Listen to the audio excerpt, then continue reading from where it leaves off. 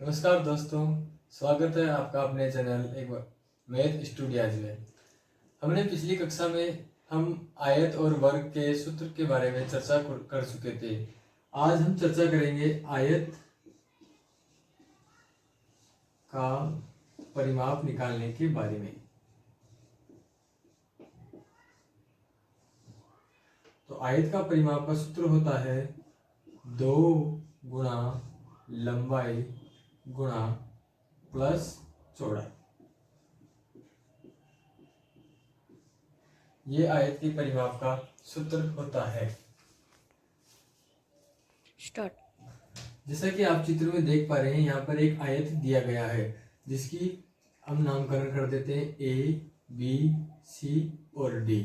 A B भुजा की लंबाई 10 सेंटीमीटर दे रखी है, तो इसके सामने वाली सी डी भुजा की लंबाई भी 10 सेंटीमीटर हो जाएगी। और जैसा कि आप देख पा रहे हैं, ए सी भुजा की लंबाई 5 सेंटीमीटर दे रखी है, तो इसके सामने वाली भुजा की लंबाई भी 5 सेंटीमीटर हो जाएगी, क्योंकि आयत की आमने सामने की भुजा की लंबाई समान होती है। अब हम ज्ञात करेंगे आयत का परिमाप।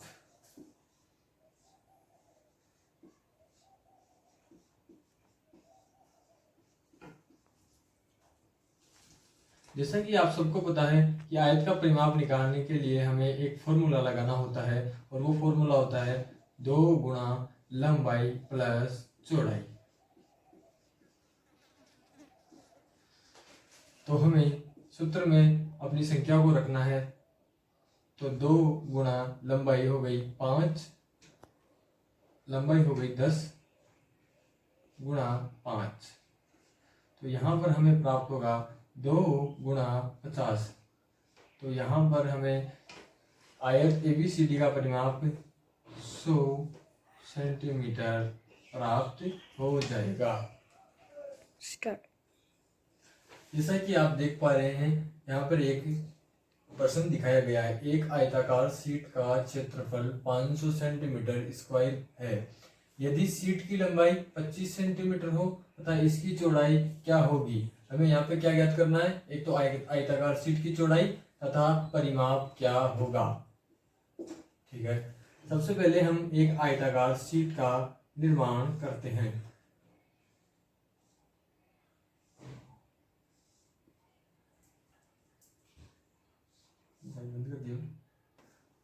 तो सबसे पहले हम यहाँ पे एक आयताकार शीट का निर्माण करेंगे। जैसा कि हमें प्रश्न में दिखाया गया है कि इस आयताकार शीट का क्षेत्रफल कितना है? 500 सेंटीमीटर स्क्वायर। इस आयताकार शीट का पूरा क्षेत्रफल कितना दिखाया गया है? 500 सेंटीमीटर स्क्वायर। और शीट की लंबाई 25 सेंटीमीटर दी गई है। हमें क्या ज्ञात करनी है? इस आयताकार शीट की चौड़ाई हमें ज्ञात करनी है, और बाद में इसका पूरा परिमाप हमें ज्ञात करना है। तो सबसे पहले हम आयत का चौड़ाई ज्ञात करेंगे। तो आयत की चौड़ाई ज्ञात करने के लिए हम आयत का क्षेत्रफल का सूत्र यहाँ पे लिखेंगे और उसमें मान रखेंगे। तो आयत का क्षेत्रफल का सूत्र होता है आयत का क्षेत्रफल का सूत्र होता है लंबाई गुणा चौड़ाई। आयत का क्षेत्रफल हमें प्रश्न में दिखाया गया है 500 सेंटीमीटर स्क्वायर, और लंबाई कितनी दी गई है? 25 centimetre square. 25 centimetre, sorry square नहीं है, 25 सेंटीमीटर है। उसके बाद हमें क्या ज्ञात करनी है? चौड़ाई। चौड़ाई को हम b के रूप में लिख सकते हैं। तो सबसे पहले हमें यहाँ पे चौड़ाई ज्ञात करनी है। तो इधर 500 सेंटीमीटर इसका क्षेत्रफल दिया गया है। यदि इस 25 सेंटीमीटर को हम इस तरफ रखेंगे तो ये है इसके 500 के बटे में चली जाएगी 25 सेंटीमीटर। सेंटीमीटर से ये स्क्वायर कट जाएगा, बराबर सामने b लिखा हुआ है। जैसा कि आप देख पा रहे हैं कि 25 का भाग अगर 500 में लगाया जाएगा तो ये है भाग पूरा 20 बार चला जाएगा। तो हमें क्या प्राप्त होगा? आयताकार शीट की चौड़ाई कितनी हो जाएगी? b बराबर 20 सेंटीमीटर मीटर। स्टार्ट। जैसा कि हम इस आयत की चौड़ाई को ज्ञात कर चुके हैं, जो कि 20 सेंटीमीटर हमें प्राप्त हुई है। यदि हम आयत का परिमाप ज्ञात करेंगे तो जैसा कि आप देख पा रहे हैं, आयत के परिमाप का सूत्र होता है 2 गुणा ब्रैकेट लंबाई प्लस चौड़ाई। तो हमें इस सूत्र में इस आयताकार शीट की लंबाई और चौड़ाई को मान को रखना है और हमें आयत का परिमाप ज्ञात हो जाएगा। तो 2 गुणा लंबाई कितनी है 25 प्लस चौड़ाई कितनी है 20 बराबर 2 गुणा, यदि 25 और 20 को यदि योग किया जाए तो 45 हमें प्राप्त होता है। इसके पश्चात 2 गुणा 45 हमें कितना प्राप्त होगा 90 सेंटीमीटर। आयत का परिमाप हमेशा आयत या वर्ग किसी भी बहुभुज का परिमाप हमेशा सेंटीमीटर में ही प्राप्त होता है, ना कि सेंटीमीटर स्क्वायर में। स्टार्ट।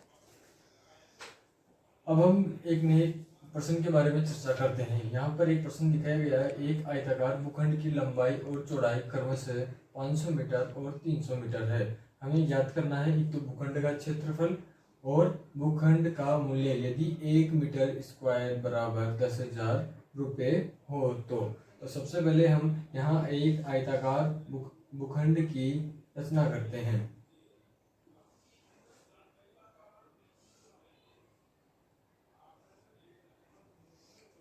आयताकार भूखंड की लंबाई हमें कितनी दे रखी है 500 मीटर, चौड़ाई हमें दी गई है 300 मीटर। हमें ज्ञात करना है सबसे पहले भूखंड का क्षेत्रफल। तो हम ज्ञात करेंगे भूखंड का क्षेत्रफल, आयत का क्षेत्रफल। सूत्र होता है लंबाई गुणा चौड़ाई। लंबाई हमें दे रखी है 500 मीटर, चौड़ाई हमें दे रखी है 300 मीटर। यदि हम इन दोनों को आपस में गुणा करेंगे तो हमें प्राप्त होगा 1,50,000 मीटर स्क्वायर क्षेत्रफल। यह आयत का क्षेत्रफल हमें प्राप्त हो जाएगा। अब हम बात करेंगे भूखंड के मूल्य की।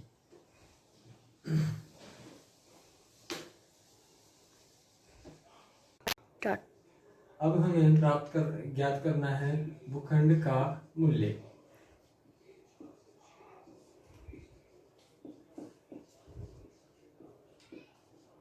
भूखंड का मूल्य ज्ञात करने के लिए हमें भूखंड का क्षेत्रफल गुणा 1 मीटर प्रति स्क्वायर का मूल्य।